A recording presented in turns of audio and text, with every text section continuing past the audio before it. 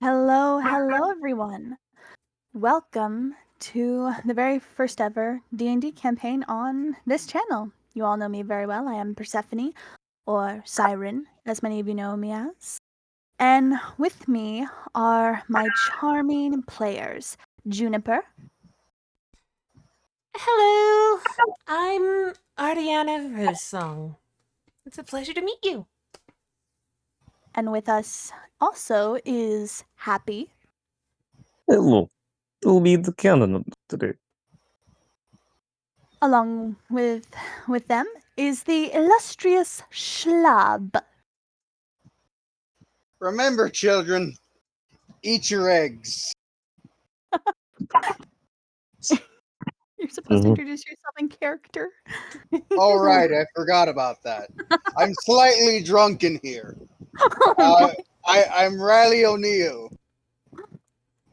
Still And for last, that. oh boy, and last but certainly not least is the charming Nofa. Hello, everyone. I am Egan. And this, my dear viewers, is the Legends of Annixter. And I believe it's fitting that we start this campaign off with a quote. We are writers, my love. We don't cry, we bleed on paper. Let me get a drink. And here we go. Annixter, the crystal bell, the glistening jewel in the necklaces of the universe. A charming realm filled with wonder and enchantment, where wishes are made and the paths less traveled loom around the corners. The five of you have been traveling with the wayward Ares caravan, led by one Alora Oakenash. The half-elf dame keeps the caravan running smoothly, and she's always glad to hire you five on for extra help. Now, none of you are strangers to the seasoned realm of adventuring, or each other, given the time you spend around each other working in the caravan. It's a light, rainy day when the caravan arrives in Ablethorn. Ablethorn is the capital of Torolfar. It's famed for its vivid marketplace and storytellers' guilds. When the caravan comes to a stop as the crew is unloading the supplies, Alora makes sure to pay you all your wages of 15 gold pieces. He says, Well, my dearios, my darlings, thank you again for your help. I greatly appreciate it. Oi, Cannon! And Alora, the half-elf, tosses you, Cannon, a small bag of gold. See to it that Atlas gets her share, would you? Fine. I take a small cut. Charming little cleric ran off, and just as we parked. Silly thing. Thank you again, though, for the help. You four, I appreciate it. And if I could get away with it without ruffling anyone's feathers, I'd pay you all triple what I'm paying you now.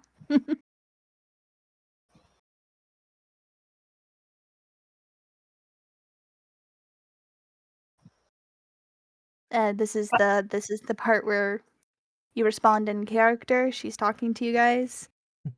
We're role playing. We're role playing. I Oh, jeez. mean, if you wish to pay me, I'll take the money. I don't do it for the money. I do it for the love of the game. You shut up. I don't do it for the money. I'm just happy to help. Well, still, you all have earned your pay 15 times over. But I already gave you your 115 gold, Cannon. The other bag I gave you, that's for Atlas. How about you pay the others the future? If they did amazing job. I Well, did that's pay rather all. kind of you. I did pay all of you, though. Still, legally, By the laws of the caravan guilds, I am required to pay 115 gold, no more, no less. So Oh, still, you know me. I'm a sucker for hard work. and you And I know like me. seeing people who work hard. Yeah, and you know me. I like to Of work course. as long as we can. Of course, but the caravan's gonna be here for a while, so I think you all ought to get out, stretch your legs, and find some adventuring. If nothing else, you can refresh yourselves. I hear the Golden Kangaroo Tavern isn't too far from here. That place is really good. Their food is to die for. Hmm, I see. She looks behind her and she says, "Well," and she stretches herself out, gives her back a little bit of a crack, and she says, "I'm going to go help the others and make sure they're getting along, and that the deliveries are getting where they need to. So it's been fun to see you all again. I'll see you around," she says, and you see her go into the back door of the building that you guys are making your delivery to, and you know that some people in the caravan are going their separate ways and that they were hitching a ride. Just very much standard caravan parked shenanigans. And soon you all start to wander amongst the area of Ablethorn, and you soon enough find yourselves outside the Golden Kangaroo Tavern. What do you do? First, I'm going to question what the hell a kangaroo is. The So, kangaroo is like this animal. It's similar to a human, kind of humanoid in shape. They like to bark and And kick drop butt quite kick. often, and drop kick. If you ever see one, they're approximately 5 to 7 feet, weigh anywhere from 200 to 400 pounds, and are about as strong as a Goliath. I Not would to not also say. not to also mention, they sometimes like to wait in water to drown Do not go creatures in the that go water. after them. I've learned that the hard way. If you thought a barbarian could put someone in chokehold,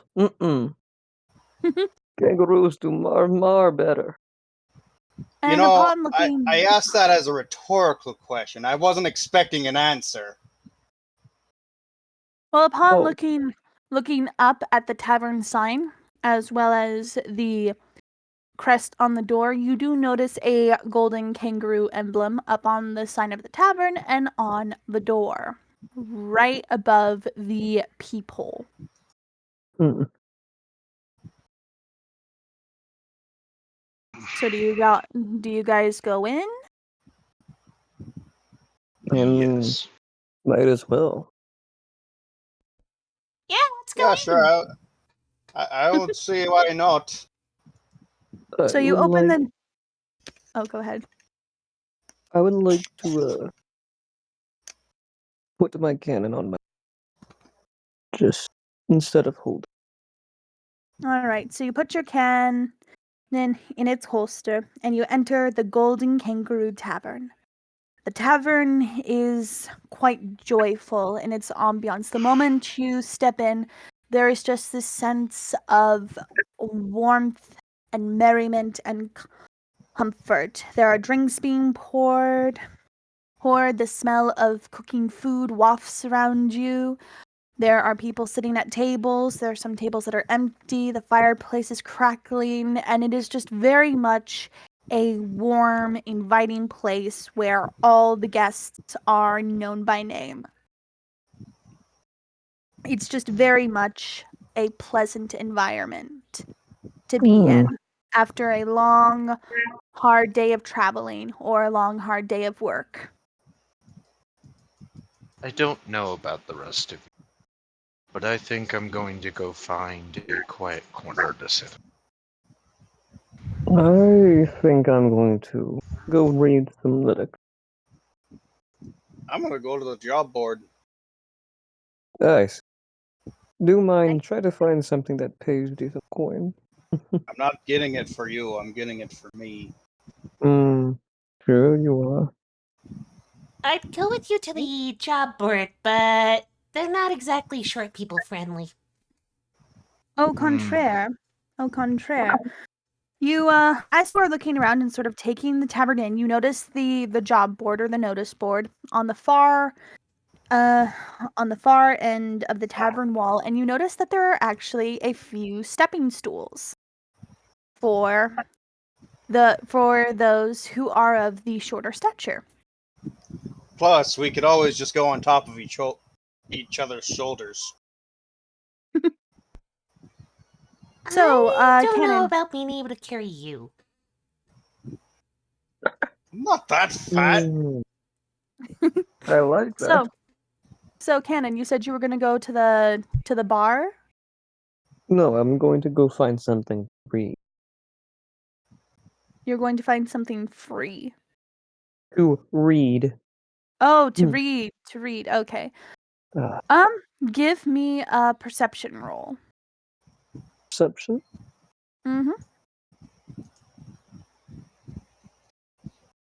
Mm-hmm. 16?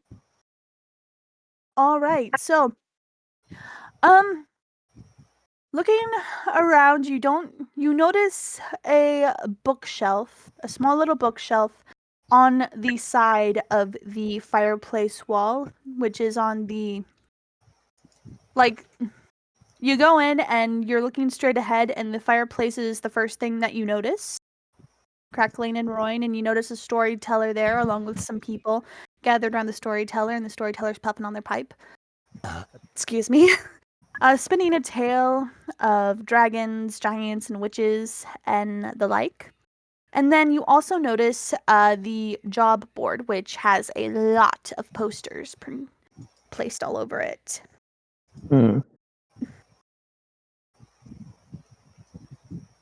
Yeah, left. I go sit at a table, start playing with other people. All right, so you sit at one of the empty tables and you sort of people watch? Yes, I put my cards playing set down and wait for a sucker to come out. All right, so 50 a few. gold that minimum. All right, so you sit down at the table and you get out your deck of cards and you start shuffling them as you patiently wait for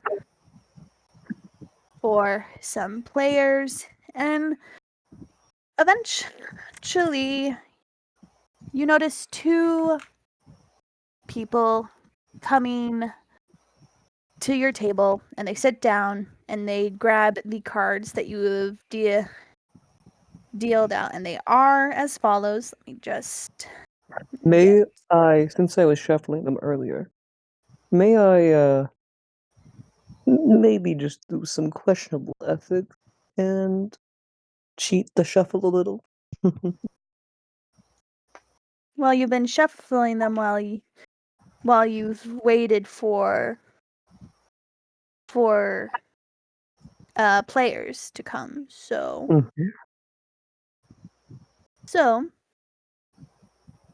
the two that sit down at your table are a female half orc and a male halfling.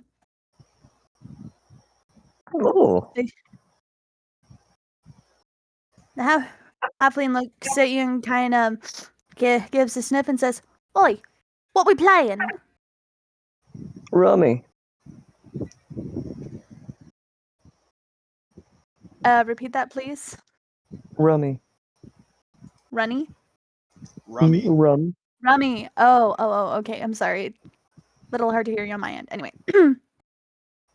And the half-orc woman gives her shoulders a bit of a crack. She's got some muscle on her bones, and she says, "I've not played this game before. How do you play it?" And as you are Rummy. explaining the rules of Rummy, we are going to now cut to, hey, Higar.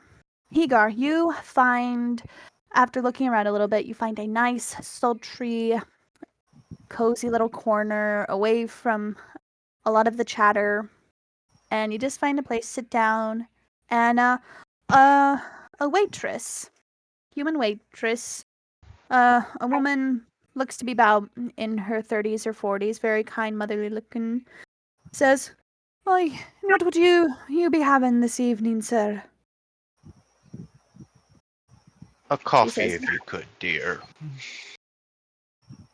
"Why, I'll see if we have any coffee. Would you like something to eat? We got some roasted pheasant, some shrimp and hot root soup, a little bit of a harvest salad, some smoked sausages. Or if you're wanting something a little more on the light side, we got some honey cake and some gingerbread." Any smoked brisket by chance? "Well, it is the harvest time. I'll have to look and see in the back with me husband, but I think we could arrange that. And coffee and a bit of brisket. Will that be it for you, love?" Yes, that will do quite nicely. "All right. I'll get that to you in a wee bit." And she walks off to tend to your order. And what do you do at this point while you are waiting for your meal? Hegon would like to pull out a book and start reading as he waves his arm, summoning Lucius. All right. So you pull out a book, one that you got on your travels, and you pick up where you last left off at chapter 12. And you very discreetly, with a wave of your hand, you summon your invisible servant Lucius. The air around you turns cold for a moment before it returns to a lukewarm state as Lucius bows at the waist and says, "What is your will, master?" Well, I would like you to go listen to rumors and keep an eye on the others. Let me know if trouble brews. "Very well, master." And it is now where we turn our gaze to Ariana and Riley, who the two of you said that you went to the job board, correct? Yes, Rooney. Alrighty, Yeah. So, upon looking the job board over, you notice a variety of posters. Some offer bounties, others offer discounts at market booths, and some are reviews to some brothels. Yet out of all of them, one poster gets your attention, reading, "Help Wanted. The House of Gargoyles, 70 silver. See Olivia Grimshaw." Now, as I mentioned before, there are many more posters on this job board, but that one in particular is the one that catches your eyes. Do you want to try and see if there are any other noticeable posters? Yes. Yes, please.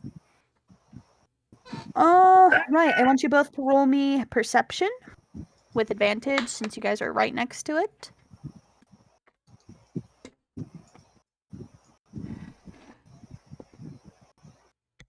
18. 18 for Riley. And Sorry, I forgot it. I forgot to get out my dice. oh my goodness, you silly thing. You silly goose! What are you doing? Yeah, this is the dice. Perception. And remember, you roll with advantage because you guys are right next to the notice board.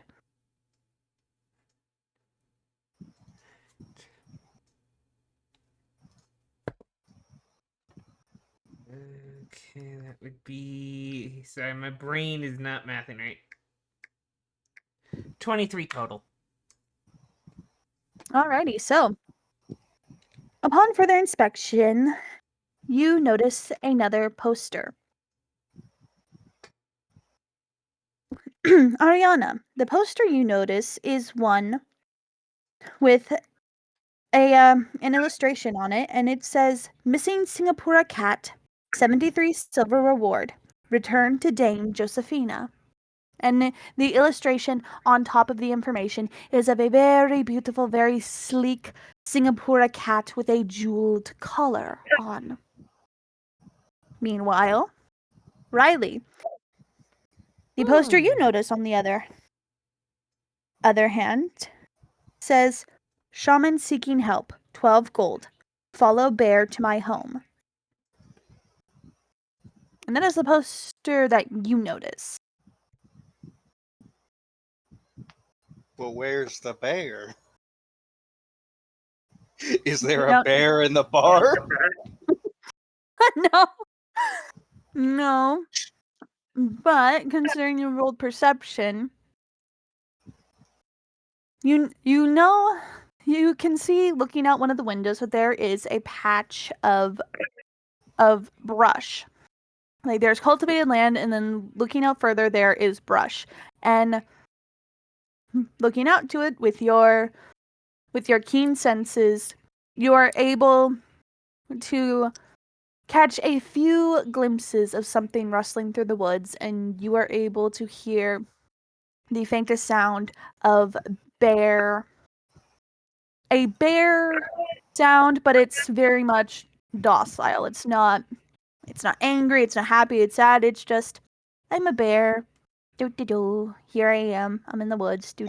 Doing bear things. I'm just imagining the bears just saying, bear noises! Bear noises!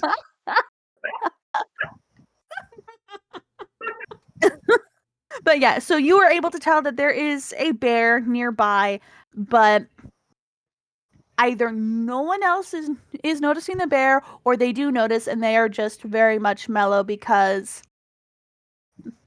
again, the bear is not doing anything malicious. This is not a malicious bear. This bear is just being a good bear and just kind of plod in the woods, being a bear. Do.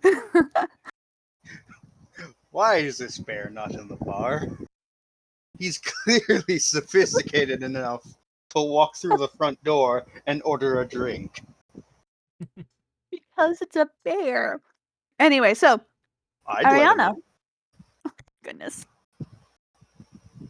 Ariana, what do you guys share the posters that you found? Do you point them out? What do you do? I point out the bear. What's with the bear? Yeah, apparently a shaman owns that bear. I'm not quite sure why. Well, you guys don't see the bear outside the window. You see like a few glimpses of it through the trees. I mean, I have a general idea where the bear is. It's definitely making bear noises.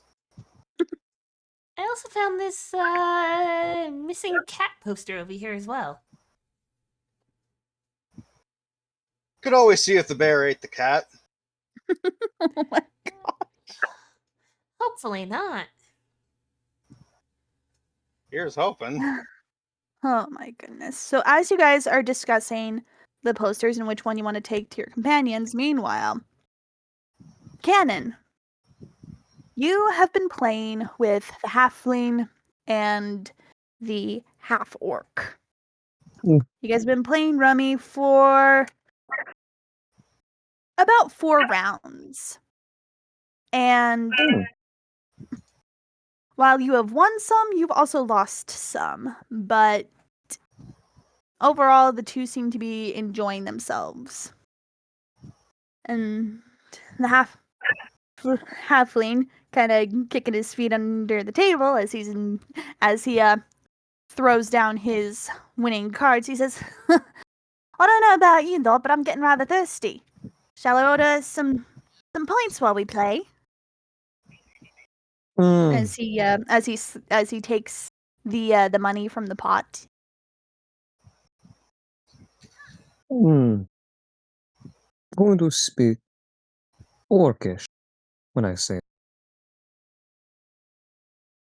I'm going to simply say, how about we play a real?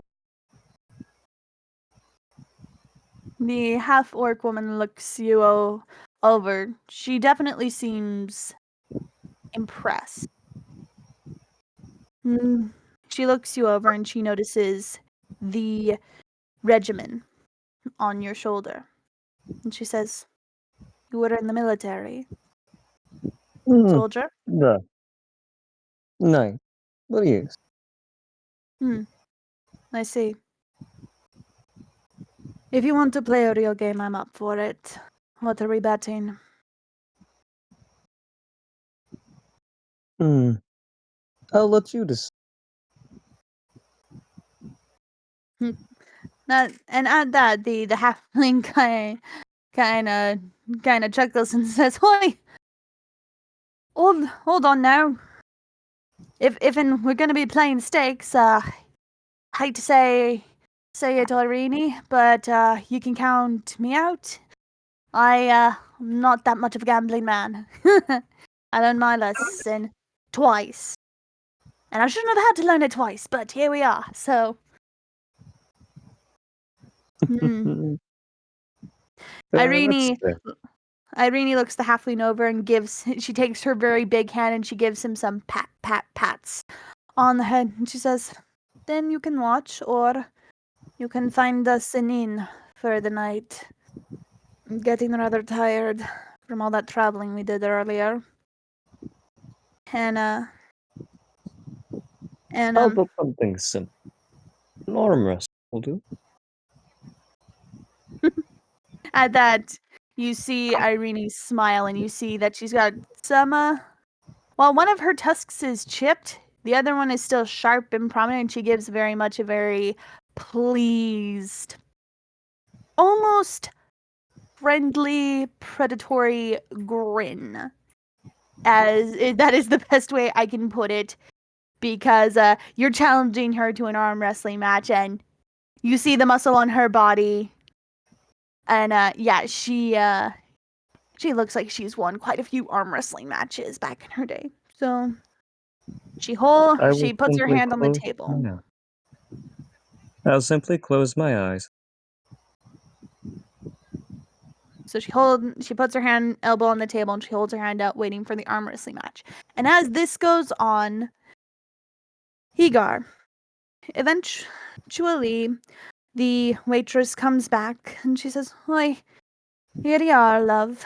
Cup of coffee. Didn't know if you wanted any, but I brought you some cream and sugar just in case. And took a little bit of finagling from my husband, but I got you some brisket." And you see that she sets on a plate that has quite a few sizable slices of very well tended to brisket, followed by some bread rolls that have been covered in butter, and then some collard greens and some other vegetables, and it's just very much a good meal that will stick to your ribs. Thank you kindly. She says, "Hi, you're welcome.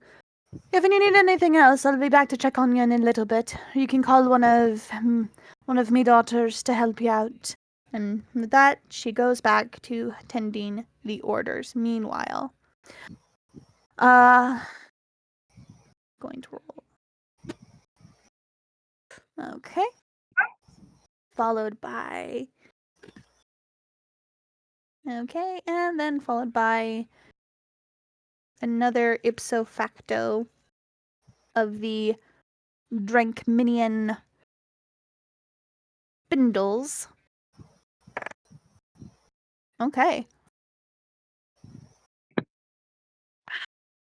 So, after a little bit, Higar, you notice that you feel the air around you sort of shift a little bit as Lucius returns. And he bows at the waist. He says, "I take it you're enjoying yourself, master."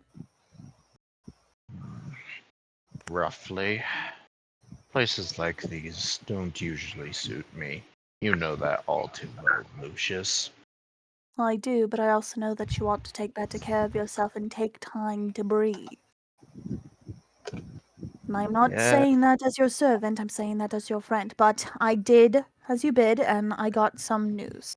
So far, your two companions, the Riley and Miss Ariana, over at the job board, they seem to be looking over some posters. One of them, I couldn't help but notice, apparently help is wanted at a place known as the House of Gargoyles, and that there's a 70 silver piece reward, and to seek out Olivia Grimshaw. Your other companion, Cannon, is seems to be having an arm wrestling match with a sizable half-orc woman, and I've not seen hide nor hair of Miss Atlas yet, but she left one of you a note, didn't she, about where she was going this time? I believe so, yes. All right, well, hopefully she rejoins the group soon. But something else. I also noticed a sigil being thrown around. Oh, and reaching into his sleeves. Like while he is invisible to everyone else, like in the right light, you and sometimes your companions can see like the faint wisps of an outline of a sort of ghostly person, kind of like transparent color, but like in the like you have to turn it into the right light before you can get like any semblance of an image. And you see Lucius pull out a small scrap of paper, and drawn upon it there is a tapping coming from the void. I don't know if that will get caught in the recording, but anyway. Excuse me, but Lucius slides the paper over to you, revealing a drawing of the Sagittarius sign.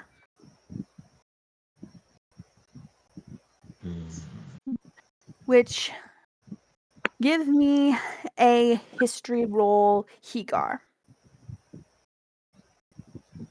Alrighty. How does a 23 sound? Oh, that sounds very good. So, you recognize this sigil as that belonging to a guild of rangers known as the Archers. And this guild consists of various, as you might have guessed, ranger folk, and they sort of act as protectors. Protectors within Abelthorn. They have factions everywhere, as far as you know, and they are definitely those charged with keeping the peace. Sort of like a modern police force, sort of, or like a detective agency. Basically, keeping the peace in the general area that they have taken up residency in.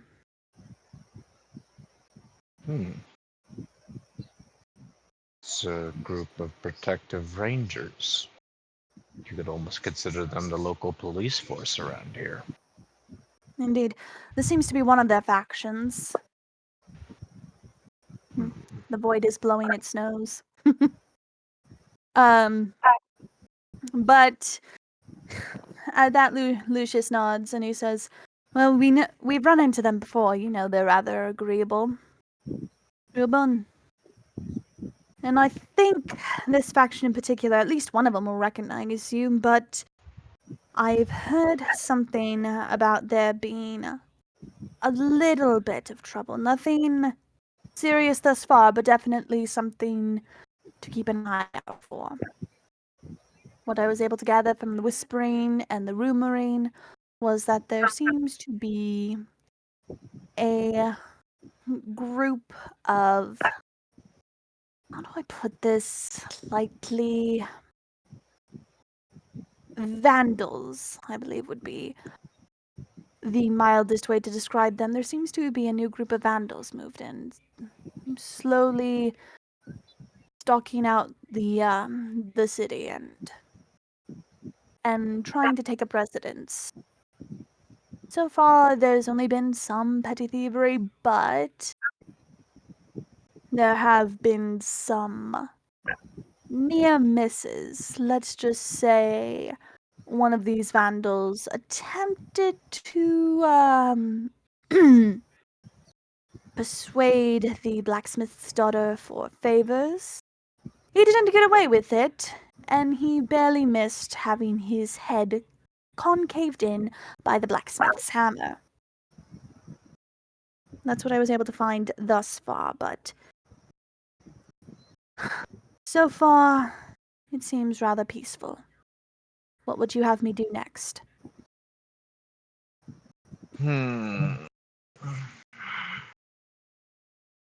He grabs he pulls out his journal, grabbing a spare page, writing down everything Lucius has informed him upon the Vandals.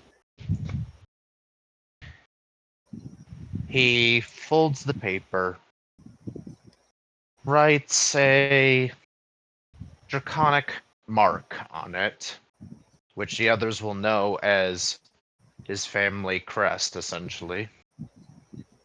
And he slides it over to Lucius. Take that to the others and have them have a look at it. Very well, my lord. Shall I draw them all to your table?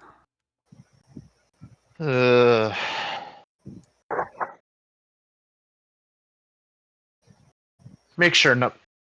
I would say yes, but make sure not to interrupt Canon in this game. You know how he Of gets course. when he gets interrupted. Of course, my lord. It will be done. And then you watch Lucius slip through the crowd and set about the task that you have given him. So, meanwhile, Canon, you and Irene have arm wrestled for about for about 5 rounds, and you both won some and lost some. But this fifth and final arm wrestling match, the void is very noisy. But you end up winning this last round, and you win the gold. The void is talking. I have lots of void things. The void's talking to another void. But yeah, so Me at the bottom. you beat Irene in this fifth and final arm wrestling match, and she gives you a good-natured smile, and she says, "You're strong. I admire that." And she cracks her arm and kind of gives the shoulder a few pops and rolls. You're not half bad yourself. She gives you a wink and she says, "You aren't the only one who did fighting in war." And she slowly pushes off the sleeve, and you see on her shoulder is a scar, a regiment scar, which you know orcs are very much tribal tattooing and scars, and you see hers is actually one that is in an alliance to the army that you served in for a time, and another part of the void is whiny. That would be a hound, a void of the hound, so I gotta let it out.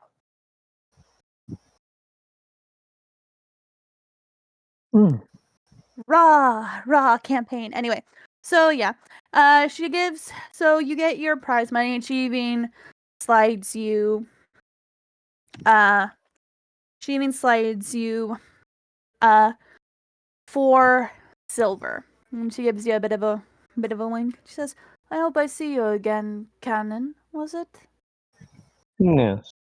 I have an idea of seeing each around.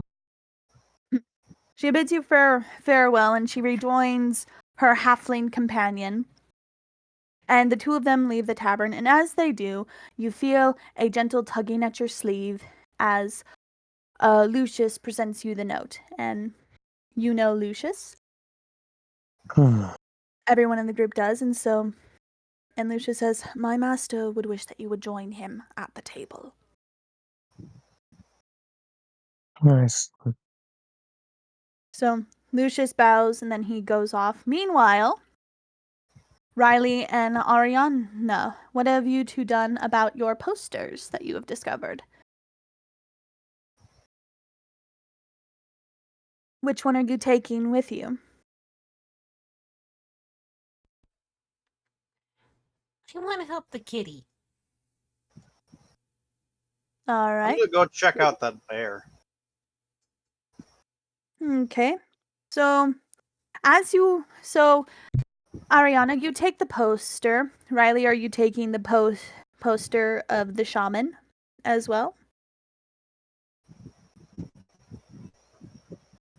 Do you take the poster, or are you just gonna try and leave the tavern to look at the bear? I'm gonna Excuse me. take the poster with me. All right. So, you both remove the posters from the job board, and as you two are about to go look at the bear, both of you feel gentle, lukewarm tugging at your sleeves, and you realize that it is Lucius, Higar's invisible servant. And he says, "My apologies to you two. I hate to interrupt, but my master would wish that you would join him at his table."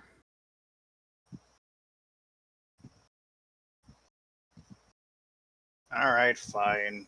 All right, But let's I go want to see meet that him. bear after him. All right, all right. And so Higar, you are enjoying your meal. It is very good food. It sticks to your ribs and you feel very much comforting good food. The coffee is amazing. And as you are enjoying your meal, you see your companions slowly join you at the table. And at that, Lucius also rejoins you by your side and says, "Will that be all of me for now, master? Or is there anything else you would have me do?" Hmm. Nothing else I can think of at the moment, Lucius. You may go. Thank you. And with that, Lucius vanishes like a sigh in the wind. You're all together at this table. What do you do? I pick I up would half like. of my winnings and put it down in the middle.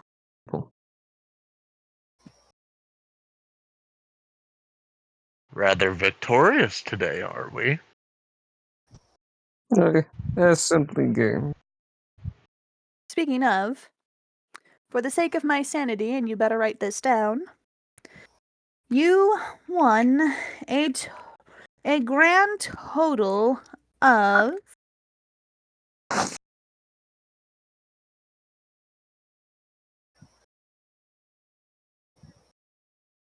Of you won a total of 67 gold pieces and 6 silver.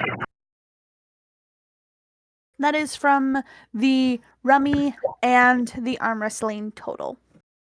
what was the other part? You said 67 gold and 5 silver. okay. I will put down 50 gold on the. All right. So, what do you do?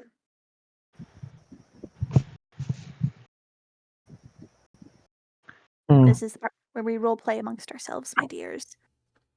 Mhm. So, I take it you want.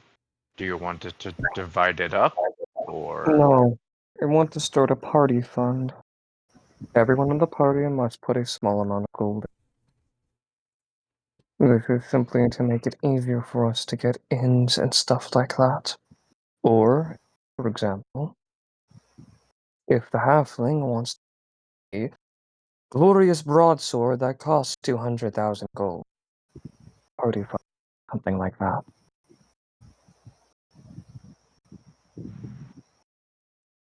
It would make it easy. Yes? Yeah, it would make it a little easier.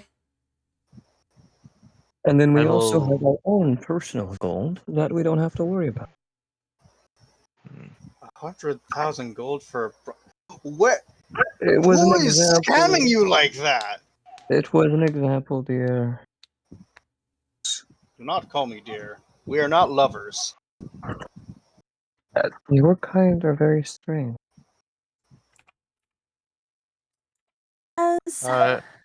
As you all talk,